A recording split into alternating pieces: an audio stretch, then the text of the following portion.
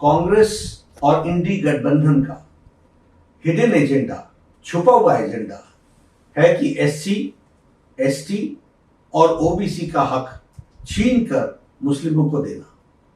कांग्रेस कहती है कि देश के संसाधनों पर पहला हक मुसलमानों का है, जबकि प्रधानमंत्री श्री नरेंद्र मोदी जी कहते हैं कि देश के संसाधनों पर पहला हक गरीबों का है।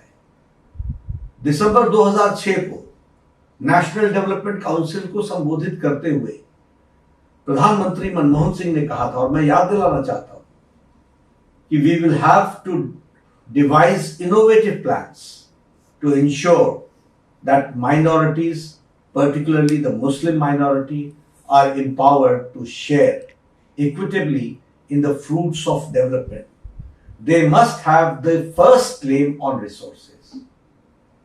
मनमोहन सिंह जी ने यह बयान गलती से नहीं दिया था, बल्कि जानबूझकर दिया था, क्योंकि अप्रैल 2009 में फिर से मनमोहन सिंह ने मुंबई में प्रेस कॉन्फ्रेंस के दौरान एक प्रश्न के जवाब देते हुए फिर अपने बयान को सही ठहराया और कहा कि माइनॉरिटीज का, खासकर मुस्लिमों को प्रायोरिटी मिलनी चाहिए और उनको संसाधनों, देश के संसाधनों पर पहला हक होना चाहिए।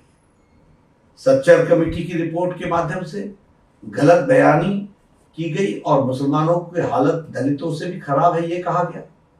मतलब यह है कि कांग्रेस पहले से ही आधार बना रही थी कि येन केन प्रकारेण मुस्लिम को एससी, अनुसूचित जाति घोषित कर मुसलमानों को एससी आरक्षण की वैधता दिला दी जाए।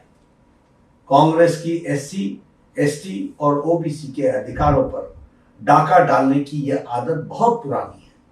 यहां तक कि बाबा साहब भीमराव अंबेडकर ने 27 अक्टूबर 1951 को कहा था कि पिछले 20 वर्षों में पंडित नेहरू ने 2000 भाषण दिए हैं, लेकिन उन्होंने एक बार भी अनुसूचित जाति के कल्याण के बारे में बात नहीं की है।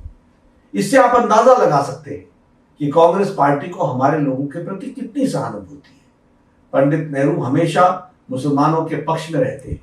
मैं नहीं चाहता कि मुसलमानों की उपेक्षा हो, कदापि हम नहीं चाहते कि मुसलमानों की अपेक्षा हो, लेकिन मैं यह जरूर चाहता हूं कि मुसलमानों को अन्य समुदायों की कीमत पर अनुचित लाभ नहीं उठाना चाहिए। जिन्हें अधिक सुरक्षा की आवश्यकता है उन्हें ही लाभ मिलना चाहिए। कांग्रेस ने राष्ट्रीय धार्मिक और भाषाई अल्पसंख्यक आयोग का गठन कर यह साजिश रची कि मुसलमानों में भी जाति है, इसलिए उनमें भी एससी माना जाए और एससी लिस्ट में आरक्षण दिया जाए। कोई एससी अगर धर्म बदलकर मुसलमान बनता है तो उसका एससी दर्जा बना रहे। साथ ही ओबीसी के 27% से 6% काट कर मुसलमानों को आरक्षण दिया जाए। कांग्रेस ने कोर्ट के कानून को बदलकर एएमयू, जामिया मिलिया जैसे संस्थानों में एससी, एसटी, ओबीसी रिजर्वेशन को खत्म किया। 1981 में कांग्रेस ने एससी, एसटी और ओबीसी के रिजर्वेशन को छीनने के लिए अलग एएमयू अमेंडमेंट एक्ट 1981 लाकर कोर्ट के फैसले को बदल दिया। कांग्रेस सभी जातियों को ओबीसी यानी सामाजिक और शैक्षणिक रूप से पिछड़ा बता रही है। कांग्रेस ने आंध्र प्रदेश में 4 बार मुस्लिम रिजर्वेशन को इंप्लीमेंट करने की कोशिश की। सुप्रीम कोर्ट के इंटरवेंशन के कारण कांग्रेस सरकार इसे लागू नहीं कर पाई। 2009 में लोकसभा इलेक्शन में अपने मैनिफेस्टो को कांग्रेस ने जॉब और एजुकेशन में मुसलमानों को नेशन वाइड रिजर्वेशन देने की प्रॉमिस किया था। कांग्रेस चाहती थी कि ओबीसी रिजर्वेशन के अंदर मुस्लिम के लिए अलग से सब कोटा हो। 2011 में यूपीए 2 के दौरान माइनॉरिटी अफेयर्स मिनिस्ट्री ने ओबीसी कोटा के भीतर 8.4 सब कोटा का प्रस्ताव रखा, जिसमें मुसलमानों के लिए 6% रिजर्वेशन शामिल था।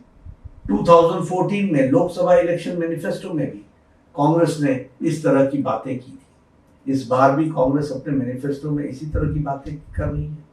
कर्नाटक में भाजपा सरकार ने रिलीजन बेस्ड रिजर्वेशन को खत्म कर दिया था, लेकिन कांग्रेस की सरकार आते ही तमाम मुस्लिम को ओबीसी कैटेगरी में डाल दिया।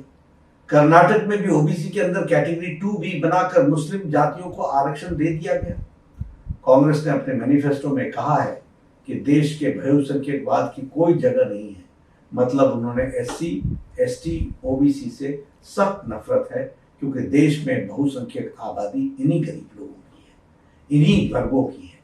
ये कांग्रेस का मैनिफेस्टो है और ये कांग्रेस का इंटेंशन।